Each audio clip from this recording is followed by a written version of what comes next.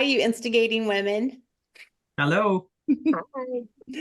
Today, we're excited to have Stephanie Hodges. Stephanie posted a few months ago that she got fired, and it was a really provocative t-shirt, and reached out to her immediately because this resonates with so many, and most of my coaching clients are women. So I'll just say most women especially think that they do a great job, if they put everything to the side and just work their asses off and work all kinds of hours and bend over backwards, that they're safe in their role.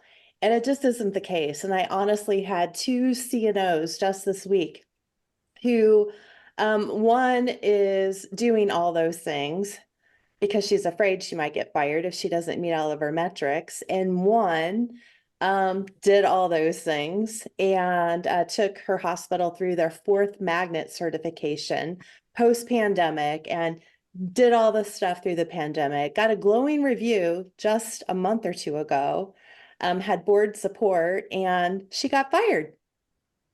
And no reason except the CEO just likes to do his thing and doesn't think that she'll support him necessarily in some of the things that he wants to do next, which, are pretty questionable. Um, and so I think this message is so important. And here we are in May, Mental Health Awareness Month, and I consider all this stuff to be about mental health. Absolutely. So, Stephanie, I'll let you introduce yourself. This isn't about blaming anyone. This isn't about an organizational, anything. It's about how do you help other women and other leaders to know, you can think you're doing a great job and you can think that you're balancing toward the career and still. So what advice would you have and what lessons?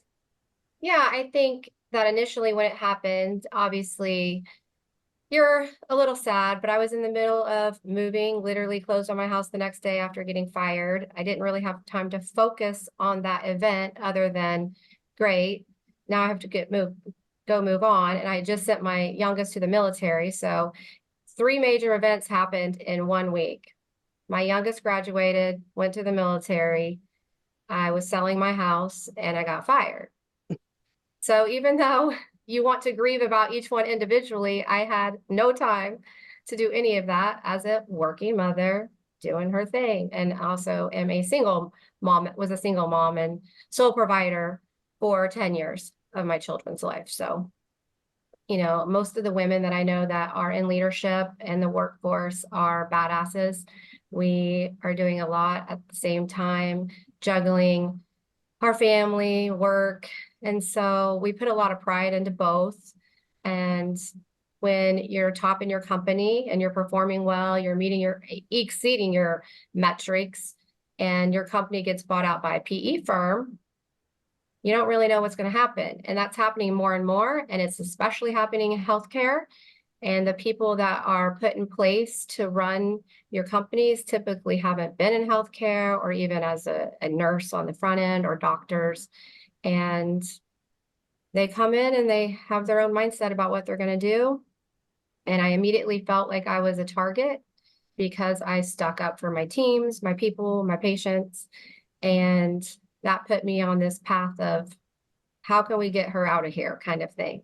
But because I had such great client relationships, they were somewhat afraid. But anyways, ultimately, to my demise, I was let go.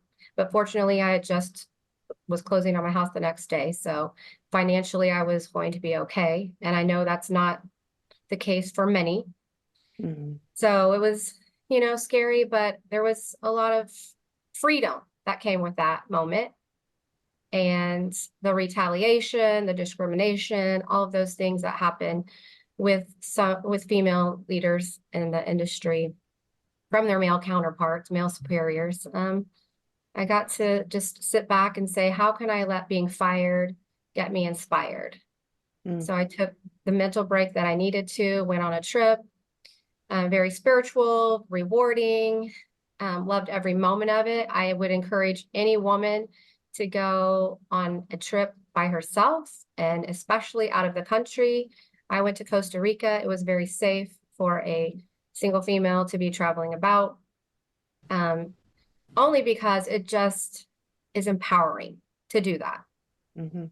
And I started a little business about I got fired, then inspired, got some t-shirts. So if you got fired and you want a t-shirt and you want to wear it proud to destigmatize the shame that a lot of people feel when it comes to being fired. You know, you don't want to tell anyone, you're embarrassed. What did I do? Even if you did do something wrong and you got fired, it's still horrible. We all make mistakes here and there, but taking some of that shame away. And I see on LinkedIn nonstop, people are open to work. They've been laid off after, you know, dedicating years and years to industry. And I have probably 200 direct messages alone on people from around the world that had been fired or laid off and truly overwhelmed and in a funk and stuck.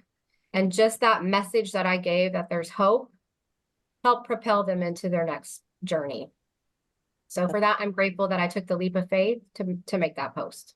Absolutely. Absolutely. It inspired so many. And there's just so much there with what you just said. So I'll offer Kate the opportunity to dig in first. So one of the things that impressed me about your post, Stephanie, is the idea of doing things in service of the job that ultimately remove your experiences from you. So you say, never miss your Sunday, I think, baseball game because they're going to fire you anyway. As you were making those choices, and as you look back, hindsight being 2020, what do you wish you had done differently, or what do you wish? What do you wish you had done differently? I just wish that I wouldn't have scheduled a marketing event or gone to a marketing event. I set boundaries that my family is my priority and this is what I'm going to do to the best of my ability. And it was actually his senior speech, which was not like one of 50 baseball games that he was going to have. It was his only senior speech. So this is a big deal. I'll regret it forever. Yeah. I mean, even if you haven't gotten fired, which I have, back in my 20s, I got fired and I was laid off, but I was fired. Laid off is just the new way of saying, you know, we're firing a bunch of you. Mm-hmm. Exactly. And I mentioned that just to say, you know, we do need to take the shame away, because it happens to people, and sometimes it's your fault, and sometimes it's not your fault, and it doesn't really matter if it's your fault or not. It's a horrible thing to feel, and if we say, hey, sometimes this happens because enterprises are enterprises, they're not people who are rejecting us, then maybe we can go on with our heads held higher to say, okay, that wasn't serving me, I wasn't serving it, and here's the next thing that we're going to go do. And I've had those moments too in my job where my priorities maybe weren't the right focus. When my mother was passing away, I prioritized work because we were both in that space of like, oh, like your job is everything. And when the person's gone, it's really hard to be like, oh, that was the right decision. Mm-hmm. Do you have any advice as people are weighing different things? And obviously having, you know, the capitalist economy runs on money, so we have to prioritize making Absolutely. some of it. Yeah. But do you have any advice as someone is, you know, making those little choices that they don't necessarily know are big choices in the long run? Yeah, I think that when you're interviewing and being hired, that you set that as a priority, that you are a mom, you're a working mom, and you are off at 5:30. Is this a problem for the organization? What are the expectations? You know, asking up front. And hopefully these people have candid conversations, because if the responsibility is to work 10 or 12 hours a day, even though you're getting paid for 40, then I hope they tell you. I found that not to be the case. So as you truck forward, if you find that you're getting pushback in event after event, or those special moments that you don't want to miss out, you're having to, then you step back and you make a different choice for you and your family. And sometimes that means selling your home or moving to a different location, uprooting your kids in school, but your mental health is most important. And if your kids don't see a happy mom, happy family, they're not going to be happy. That's where so much of this anxiety, I think, and kids is coming from as just a stressed out family situation with both parents, especially, two parents are working and running around kids and juggling. And if you're just a single female out there working and you have friends that you want to hang out with or family, prioritize that as well. It doesn't always have to revolve around having kids. I want to be mindful of that as well. Though that would be my suggestion, is just when you see that it's going awry and you're not awry rather, and you're not happy with your work-life balance, then you need to address that fairly quickly with your superiors. And if there's any narcissism, you feel people are picking on you, just get out. The sooner the better. Cut your ties and move on. Loyalty works both ways. Yeah, I love that. I'm going to pick up on it because obviously you have spunk, you have courage. A lot of these people, others don't. They just, gosh, to pick up or to let go of something that, may be horrible, but at least it's stable, at least it's reliable. They just can't get their heads around it. So, talk a little more about how to balance the loyalty with the courage to look at the future. I think this is, again, a hindsight 2020, a lesson learned. So I wasn't always that way. And not to pick on nurses, but me as a nurse, we are the worst at people pleasing and catering to and working the long hours. And they know that they can come and use us and abuse us. Pick up an extra shift. We need your help. And who suffers the most? You or your family. And we continually do this shift after shift after shift, hour after hour. So looking back, I wish I would have just stood up for myself sooner instead of being more codependent, I guess, in the space on people pleasing. Yeah, I think that's go ahead, Gwen. So then how hard was it for you to find the next thing? Because there's this vision of, oh my God, I'm never going to get another job. Right. I haven't always been worried about that piece because of my name and footprint in the industry. I have a huge network of people and they had been trying to hire me throughout the years. So I knew I had options. And as a nurse by trade, I had options. Every place is hiring. So I wasn't so concerned about getting a job, it's getting the right job for me. Okay. But I ended up starting a consulting company, and just because I could tap into the network. And wound care is a niche business and it's a specialty. Lots of people don't want to do it. So it's a great industry to be in because there's not very many people doing it. So I was able to pivot quickly into that and make more money than I was at my current, or my former job. So that was a blessing. But for those who are questioning getting out of a job and you like to do something on the side, work on that craft alongside your other job. And I know that means working a little bit more hours, but building up your second stream of income so that you can exit when you need to can help. Finding your passion. I know some people have trouble with that. Some people live in smaller cities or towns where there's not a lot of job opportunities. And that's when you have to make some bigger, braver decisions to trust yourself and your gut that you can do this. Because absolutely, we can all do this. Sometimes we have to dig deeper than others, figure out it financially, but we can do this. We have it in us. Great. Thank you. Are there any skills, resilience wise, that helped you recover and get back on your feet as quickly as you did? I think that some of the traumas throughout my life help you build your resilience. So not super excited about all of that, but my first husband was a heroin addict when I was 8 months pregnant, I'd gotten married, had a baby, and divorced all within about a year and a half while getting my master's in business. That helps you build resilience and grit because you got to dig deep to figure out how you and your daughter are going to make it. And then my second marriage was more of an abusive marriage. Again, going back to the nurse, rescuer syndrome, save people to your own detriment. And then you say, okay, I'm never doing this again. And then being a single mom of 3 kids, working, I was always very proud of my work. I was always excellent at that, but my personal life was suffering with some of my decisions. So I had to get myself on track on matching up my professional pride with my personal pride. And I think finally got there after this last situation. But it's just going through stuff, you know, and building back and saying you got this. And I have 3 great kids. I say they came from a brave home, not a broken home, because we figured it out as fast as we could.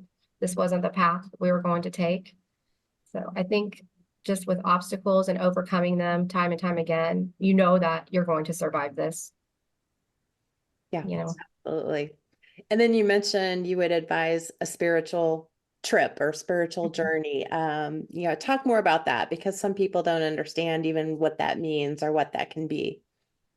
well, let's go back to that moment when I lost my job and then I sold my house the next day of 17 years, the one where I raised all 3 of my children. It was our family home. It was a mission of mine to never have them move homes, even through divorce, because I went to a different school every year in my younger life. So it was important to me for them to have that foundation of a stable home. So when I sold it, and they were all moved out, it was the first time in my life that I had 0 responsibilities, so to speak. I had no home, no job, and my kids were gone. So it was this very freeing space.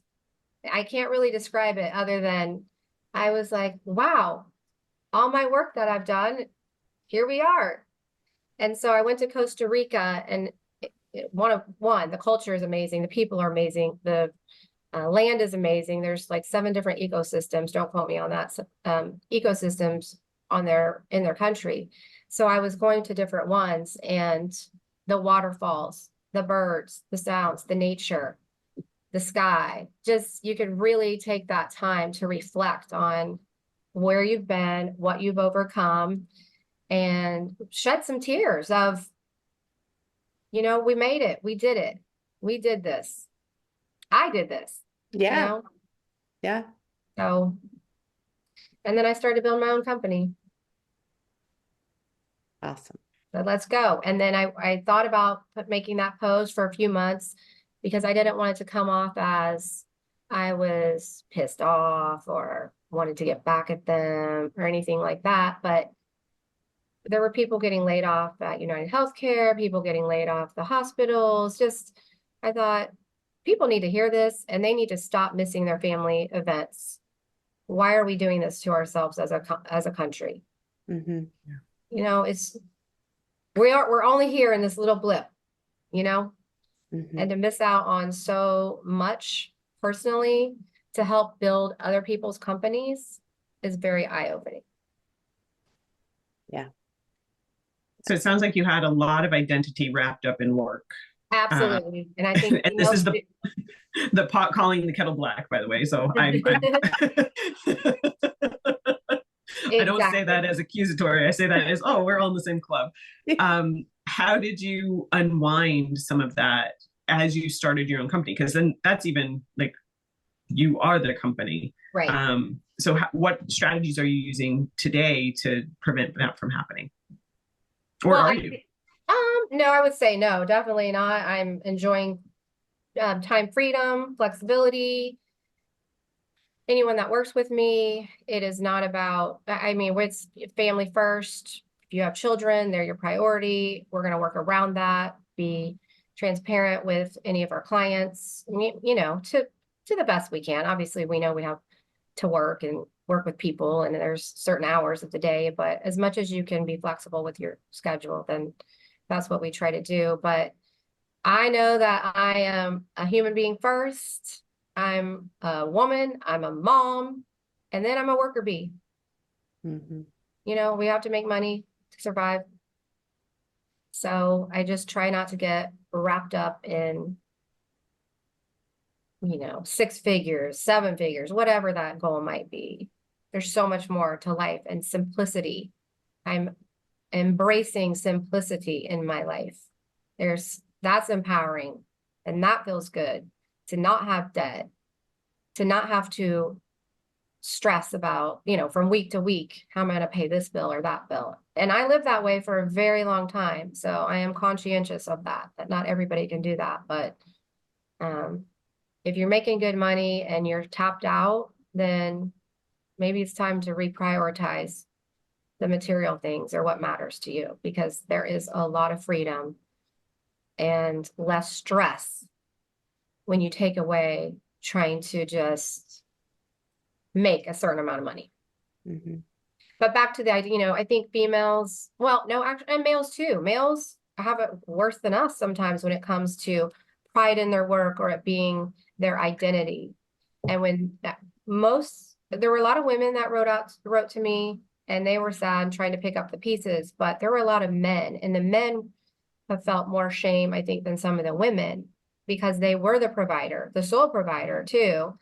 And 20 years, 30 years with a company, and for that to be taken away from them is, you know, we're talking 6 months, a year, they're still stewing over it. So my advice that kind of came up with, just grieve it, then leave it. You do need to grieve it, and you do need to be sad, but don't let them take any more of your time. Mhm. Steal your time. You already gave them so much, right? And if you give them 6 more months of your life and your sadness, that's just not a good place to be mentally. So get the therapy, figure it out. You're more than just your job. Yeah. And you've You know, used the word survive a few times, but you're so much more than surviving. I mean, you are just going after it. Thriving. Yeah, we'll say thriving. Yeah, yeah, you are. And it is inspiring to so many.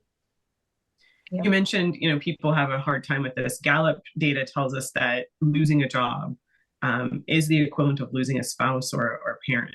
So it's a it's a real problem when we think about our mental health. So I love that you mentioned therapy. I love that, you know, coaching is another way, but therapy is absolutely a way out there. And being able to feel the feels, I think, is super important. We say if you can name it, you can tame it, and the only way through it is through it. Yep. So I love that you've mentioned that. Is there anything that you in is there anything that you like, is there anything like visual that you have, or anything that you remind yourself, or a mantra that gets you, like, helps you get your priorities straight, or your boundaries in place? I just keep remembering the morning that I got let go, and never again will I be stuck in a rut of unhappiness with an employer. You know, we'll have our bad days, but Sure. if instantly I'm like, no, not going to do it. And not that I'm a coach, but people that call me and ask, that just get out, get your exit strategy ready. Don't stay. It's not worth it. You know, mental health is so much more important than being unhappy in a job, making money, making 6 figures, 7 figures, whatever it may be. There's a lot of stress that comes with that. And if you're making that much money for a company, you're missing out on some things. That's for sure. Yes. And I see a lot of people that they can't even take their vacations either, you know? Yep. Doctors will be like, Here, I've been a doctor, you know, I don't have time to go take a vacation. What? I know you became a doctor to make enough money to actually go on a vacation, and now you're not able to. And then you get older. My stepdad rather, he retired at 63 and then got macular degenerative eye disease, and was going to retire and travel the world. Well, he couldn't. He went blind. Yeah. And so I see that with a lot of people. They waited their whole life to finally go live, and they get diagnosed with cancer or have a heart attack, stroke, and they should have been living, you know, all along. But corporate America doesn't allow that so much. Or we take so much pride in our work, even if they do give us 1 to 2 weeks or up to 4 weeks a year, we're not taking it. yeah. And we talked a lot about healthcare, but this applies everywhere, Absolutely. right? I'm sure you've heard from all kinds. Yep, the tech world, the gas industry, auto sports. Yes, every industry I heard from is same. The emotion about being fired is the same, no matter what space you're working in. I think what's interesting about healthcare is, especially with doctors and nurses, like, I don't take vacation because literally lives are in our hands. We do that same thing in the tech world. We don't take a vacation, but we have these excuses like the project will fail. So it doesn't, It doesn't really Absolutely. matter Mhm, mhm. what thing we think is going to be unavailable or not work while we're gone. But I always think of it in the sense of, if you've taken time to have boundaries and priorities and relaxation, you come back as a better, different person than if you're a burnt out shell of a human being. Um, and so the project will be more successful. The patients will be better taken care of if you are putting yourself in the mix of everything that you get to do. Put Yeah. yourself, put your family, put your desires, your needs, and the work. The other thing I found myself doing a lot was, because whatever, I was about on 20 hours a day for the most part with my other company for emails, anything that mattered and needed to get moved forward, on my phone a lot in front of my kids at events. So I was not engaged. I was there, but I wasn't engaged. Yeah. So you really have to take a step back and be self-aware and look at yourself. Your kids, I'd go 5 more minutes, wait, 5 more minutes, 5 more minutes, and it would turn into an hour. And by then they were deflated and sad, and this went on for years until they just gave up for the most part. Yeah. So being very present when you can. I know that people keep saying that, being engaged and be present, but um, I wish I would have listened sooner. It's one of the things I didn't put on there as a bullet point, but being engaged when you can, whether it's your friends, family, a book you're reading, put your phone down. People Put will your be all phone right. down. Put the Yes, phone down. yes, it's real. It really is real. So And oh, Kate, yeah. I just wanted one more question. Is there anything intuitively that you felt during the journey that you maybe didn't listen to along the way? Yeah, well, I absolutely knew that there was some discrimination. I was being pushed out. There were other female leaders being pushed out as well. It wasn't that I was not listening because I knew that this was happening. It was, I was the sole provider. I had carried the insurance, and I needed to get my youngest to the finish line of high school and off to the military. So I was bearing this horrible weight of a drowning job, just drowning in my job, trying to prove myself over and over. Well, this is what I've done. I've done this, I've done that. Look at what my clients say. And I was just wasting my time. The writing was on the wall. And I think as women, we try to do that too. Like, no, I'm really good. I've done this. And you're trying to prove yourself to people that ultimately do not care how well you've done, who you are, or anything about you. So intuitively, yes, my gut told me that. And that's when I put my house on the market and put that in motion, to talk about the exit strategy, and hoped that it wouldn't sell until after my son went to the military. And it all worked out again. It all worked out the way it should. So I'm very thankful for that. But I think if you're feeling that intuitively and you don't have some of those concerns, then just act on it as soon as you can. Look for that other job, get on LinkedIn, look at your network. I think sometimes we're like, oh, we'll look tomorrow. I'll get on tomorrow, or get my resume ready. I think everybody should have their resume ready as well, always up to date. A lot of people in my company had been there 20 years, 25 years. So interviewing skills didn't have. Getting the resume up to date wasn't done. And so, maybe every year do that. And you're more the coaches than me, but I would say practice interviewing here and there with friends, family, a coach. Get your resume ready and always up to date. Keep it up to date and listen to your gut. If you feel it's not right, it probably is not right. Thank you for that. Yeah. Great. All great advice. Great tips. I want to honor your new business and your t-shirts. And so if people do want to, talk about, their own experience and try to rid of shame and connect with you, how do they connect? How do they buy a t-shirt? All that stuff. Yeah, I have a post on LinkedIn. It's at the top, pinned to the top, and it has a link to the t-shirts, or I Got Fired t-shirts. So that's how they can get that. And if they message me on LinkedIn, their phone number, I always give them my phone number back for a phone call, just to have that conversation, even if they just want to vent about what's going on or how do I talk to my boss. I've given some feedback and information, and this is what I would do. I'm a very direct person when it comes to approaching people. And sometimes it works, sometimes it doesn't. But if you find your personality is just not a great fit at your organization, there are lots of jobs out there and different avenues. And if you want to try something on your own, I say go for it. Figure it out. Awesome. Thank you for that. Awesome. Thank you so much for your time, Stephanie. I know you've been so generous, and we don't want to take up any more, but if there are any final questions or tips or tricks, feel free to offer them now, and then we'll post this and you can add to later also. Well, I think that it's just what I mentioned earlier. If you go through something horrible, like a firing for any reason, take the time to grieve it, but don't let it consume you. And don't harbor that anger and that shame, because it's only hurting you. Your company moved on. The people at the company go on. They are not thinking about you. And when you let all that fester, you're just taking away your own time to be happy. So grieve it, then leave it, and then go be your best self, your badass self. Great. Thank you. Thank you. Thank you so much. Yeah, have a great one, and All right, thanks. we'll stay connected. Okay, awesome. All right. Thank Bye. you. Bye. Bye.